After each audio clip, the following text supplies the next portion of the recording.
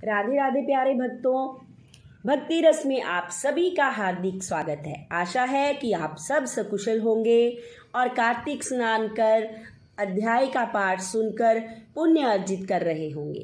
तो चलिए प्यारे भक्तों, कल तक की कथा में हमने क्या सुना था?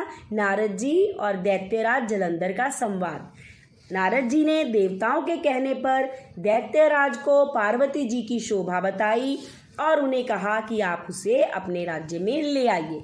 तो अब आगे चलते हैं और सुनते हैं आज की कथा में आगे क्या हुआ। 15वां अध्याय।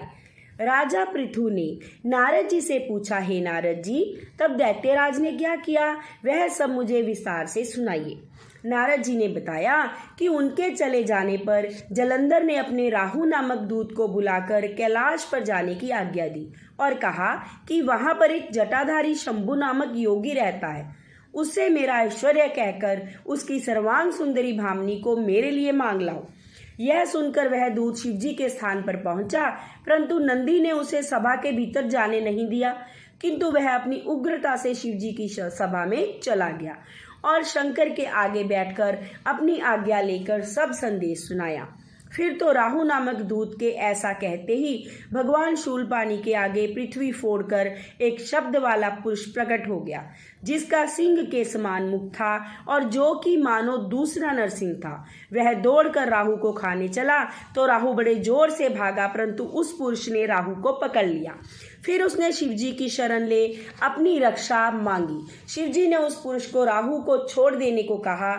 उसने कहा कि मुझे बड़े जोर की भूख लगी है, मैं क्या खाऊं? तब महेश्वरी ने कहा, यदि तुम्हें भूख लगी है तो शीघ्र ही अपने हाथ पैर का मांस भक्षण कर लो। शिवजी की आज्ञा से वह पुरुष अपने हाथ और पैर का मांस भक्षण कर गया। अब केवल उसका सिर मात्र शेष रह गया।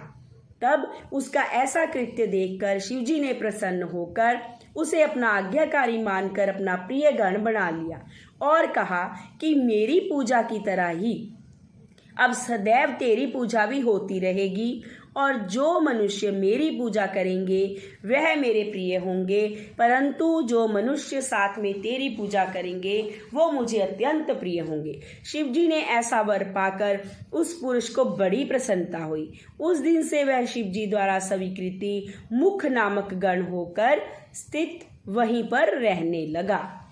जय जय श्री राधे। आज का अध्याय समाप्त हुआ। कल के अध्याय में सुनेंगे कि आगे जलंधर ने क्या किया। जय जय श्री राधे।